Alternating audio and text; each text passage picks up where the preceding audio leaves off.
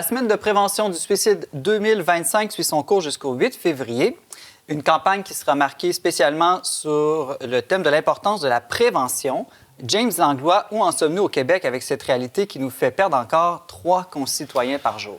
Bien, l'Institut national de santé publique vient de publier un rapport là, tout récent, Comportement suicidaire au Québec, portrait 2025, puis nous donne nous fait un compte-rendu un peu de la situation. Est-ce que ça va mieux, moins bien?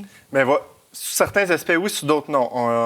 Plongeons dans ces statistiques un peu. Là, ça peut être un peu aride, mais bon, on va prendre le temps. Donc, il semble-t-il que depuis 1999, c'est en baisse. Là. Par exemple, on dit qu'on rapporte ces taux-là sur un taux relatif par rapport à 100 000 habitants. Donc, on serait passé de 13,2 en 2022 à 11,4 en 2023, ce qui est une variation. Là, on est passé de 1150 à peu près à 1002. Là, okay? Ça, c'est les chiffres pour le Canada au complet? Québec. Pour le Québec. Québec. Puis, mais il y a quand même un plateau qui est atteint là, depuis quelques années. Ça ne semble pas vouloir baisser davantage. Donc, il y a d'autres données là, plus spécifiques au sexe et tout ça. Bon, par exemple, les hommes demeurent vraiment plus touchés par le suicide. On parle, c'est vraiment assez énorme, là, les différences. Donc, 17,4 pour les hommes versus 5,4 pour les femmes. C'est un fait quand même assez connu, dont on parle assez régulièrement. Le taux est même plus élevé chez les hommes de 50 à 64 ans. On parle de 27,3 de ces hommes-là qui passent à l'acte. Bon, les femmes, par contre, consultent plus souvent les services.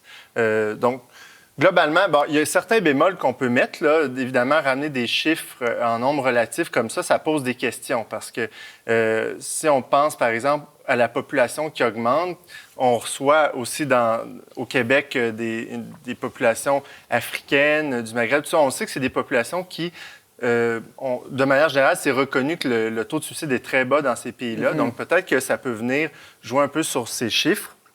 Ensuite, il y a toute la crise des opioïdes qui on sait, fait beaucoup de morts par année. Donc, quelqu'un qui serait mort ou qui aurait eu, une pulsion de mort puis qui aurait consommé de la drogue, qui aurait fait une overdose presque intentionnellement. C'est pas toujours facile de bien classifier la cause de la mort d'une personne qui est dans une situation désespérée comme celle-là. Exactement. Est-ce qu'il n'y a pas un enjeu aussi avec la montée de l'euthanasie au Québec? Oui, bien exactement. C'est là où je voulais en venir. C'est-à-dire que on ne parle pas beaucoup des personnes âgées là-dedans, peut-être. Puis il y a des études qui montrent clairement que les causes qui amènent quelqu'un au suicide sont pratiquement les mêmes qui amènent quelqu'un à choisir l'aide médicale à mourir, c'est-à-dire une détresse psychologique, peur de souffrir, peur d'être un fardeau pour les autres, désespoir. Donc, évidemment, toute la montée de l'aide médicale à mourir au Québec fait probablement, d'une certaine manière, disparaître certaines données qui... Certains suicides de personnes âgées. Exactement. Mais c'est pas pour rien que ça s'appelle un suicide assisté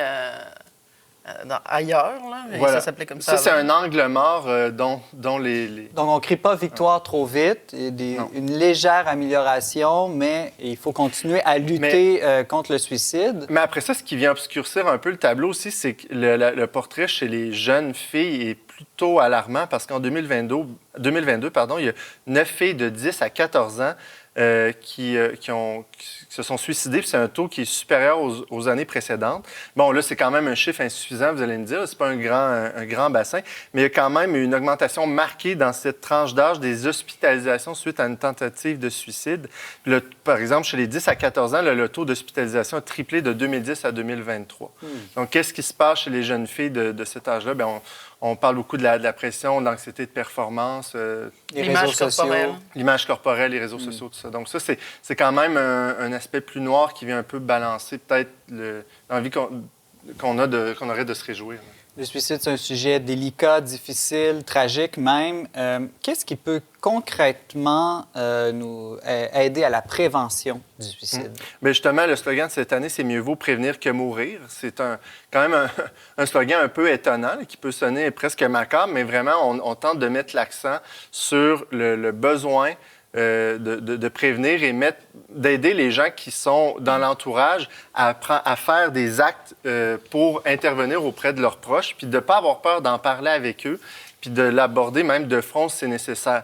Donc, ce qu'il propose, entre autres, c'est évidemment de parler avec ces personnes-là qui auraient des idées suicidaires, de ce qui les préoccupe, d'exprimer envers eux notre inquiétude, notre volonté de les aider.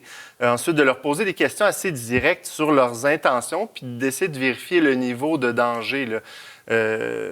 Évidemment, l'encourager à trouver de l'aide ou à continuer ses traitements si c'est une personne qui suit des traitements. Puis là, il y a toute la question. Il y a certaines familles qui sont un peu... qui critiquent ce phénomène-là, mais je dirais qu'ils accusent souvent les hôpitaux ou les centres psychiatriques de laisser sortir les gens trop rapidement. Et je trouve que ça pose une question intéressante. Jusqu'où on peut aller dans les mesures coercitives pour, finalement, empêcher les gens de nuire à leur propre vie? C'est-à-dire, est-ce qu'il faut les attacher? Tu sais, quelqu'un qui va bien, mais qui... On ne peut pas maintenir les gens de force dans un... Je dirais, il me semble, là, dans plutôt les entourer d'un réseau riche de relations. Exactement, je pense que c'est ça. Bon, fait que finalement, il y a plusieurs... c'est ça qui est soulevé, finalement, c'est que les gens qui se suicident n'ont pas tant envie, finalement, de mourir. C'est beaucoup plus la peur de souffrir, d'être dans une situation où on a l'impression qu'il n'y a plus rien à faire, qu'il y a trop de problèmes, puis il y a du désespoir absolu. Donc, vraiment d'essayer de toujours montrer aux gens que ils sont écoutés, puis qu'il y a des gens autour d'eux, là. Je pense que c'est vraiment ça la solution. En terminant, si on a besoin de ressources, est-ce qu'il y a un numéro, un site Internet qu'on peut visiter? Oui, bien, il y a toujours le 1-866-APPEL. Et puis le site suicide.ca, là, toutes les ressources sont là. On peut même clavarder avec des gens en ligne. Puis, il semble-t-il que vraiment ces ressources-là aident parce qu'il y a beaucoup de personnes qui, une fois qu'ils réussissent à parler avec quelqu'un, qui ont quelqu'un au bout du fil, là, leurs idées passent. James Langlois, journaliste au magazine Le Verbe, merci beaucoup.